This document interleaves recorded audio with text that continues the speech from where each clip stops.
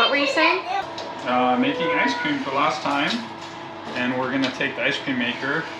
We definitely need to train the ice cream maker on the boat.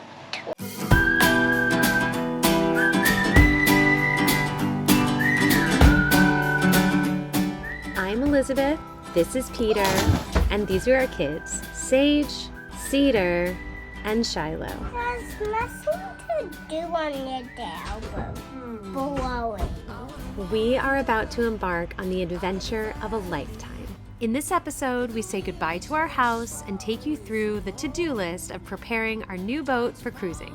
Big change takes a lot of courage, and we couldn't do it without our community. Kindred is for all of you, and courage because you can't do anything amazing without a lot of that. I think we did go our house because we are getting onto the sailboat. Today is the second to last day in our house, the place we have called home for 3 years. This beautiful farm in Cambridgeshire, England has meant a lot to us. We've become close to the owners who are also our neighbors and the family next door. It's hard to say goodbye. Our furniture is gone, but we still have one more night in our house. So to lift our spirits, we decided to surprise the kids with Sleepy Teepee. Our empty living room was transformed into a movie night themed sleepover party. Popcorn! Which flavor's fruit shake did you get? You get orange too? Yeah, you got orange.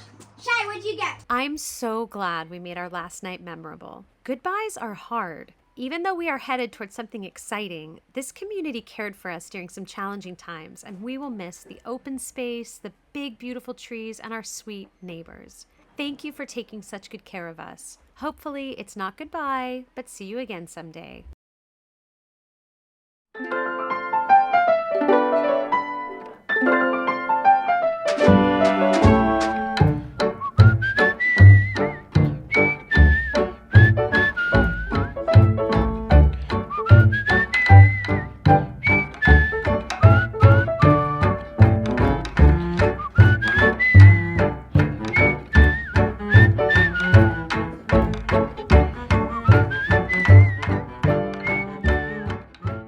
We were really excited to get back to the boat, and after a big work day, we discovered our first big problem.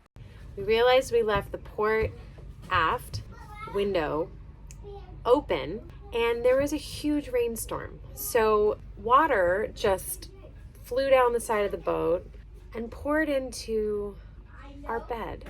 It went through the mattress. The mattress smelled foul because it had been sitting water for, days in a warm climate. And the wood underneath the bed was starting to deteriorate, and we could see mold on stuff.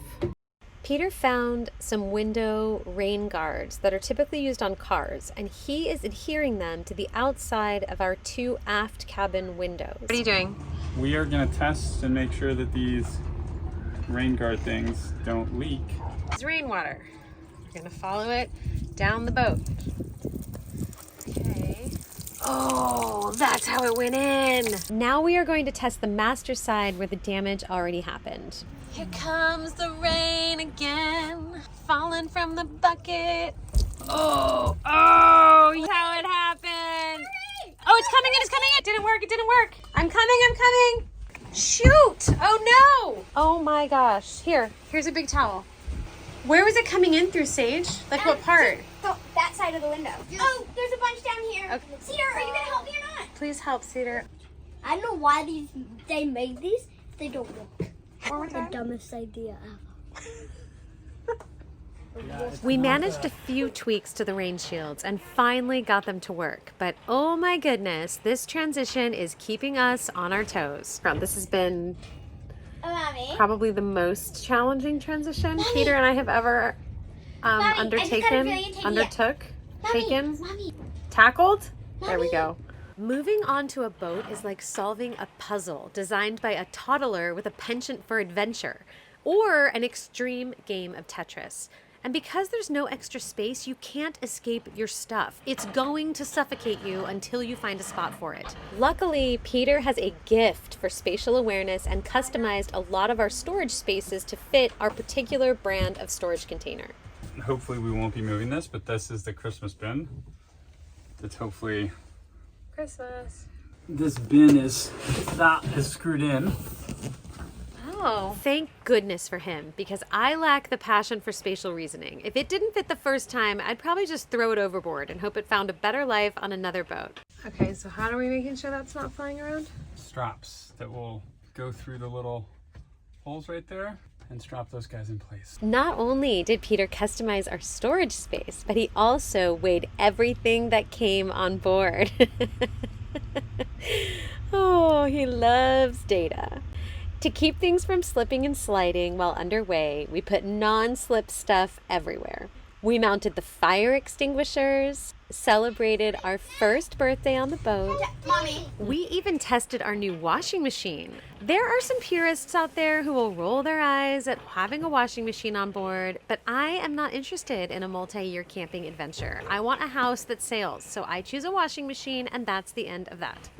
Peter did some electrical work so we could mount a hand vacuum and Starlink, our super fast internet. And if anyone needs a reason to have small children on a boat, this is it. Small people fit into small spaces and are great for running wires. His eyes are going cross-eyed. Look at the foot, look at the foot. Right, and just You know, I've seen Daddy under a lot of sinks, but no, both of them. Oh. I was trying to figure out how to get Starlink fed so we can have it mounted next to our solar and have it be in the salon. So I had to run this guy all the way through a few small holes, and the trickiest was getting it up and down this pipe. And in order to do that, I actually kind of trimmed this guy a little bit so that we don't have as big an adapter, so hopefully it'll still work. What do you think, Cedars? Is it still gonna work? No idea. What part did you play in all of this, Cedar? I went into the hole. You went in the hole? Engine thing, and it was like humongous. In there, And huh? I had to like put that tiny cord that Dad's using right now right through that little hole. Yeah. That's why kids Yeah. are perfect for boats, huh? Yeah, I suppose.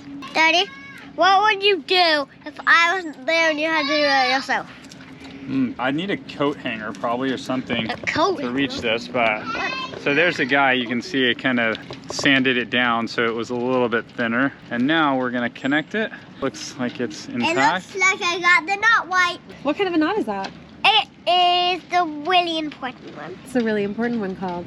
Do not remember. Is it the bowline or the round turn and 2 half hitches? Yeah, round turn to half hitches. Right. There are so many things to do when moving on a new boat and getting it ready for cruising. And some of them, especially one of the most important and expensive, is best done without kids on the boat. We took off and gave Peter some time to put his super handy skills to work and plan the installation of our Schenker water maker. We caught back up with him when he was ready for another set of hands. Has to go down, which is the scary part, and then lay sideways and then get onto this shelf. We should really only hold this. Lift it up. You got this. Come on, you got it. You got it. You got It's hopefully enough space. So you built the shelf. Yeah. Yes. He just built it and he installed it last night with me. Woo. Okay, that was a lot. I hope it wasn't as exhausting watching it as it was doing it.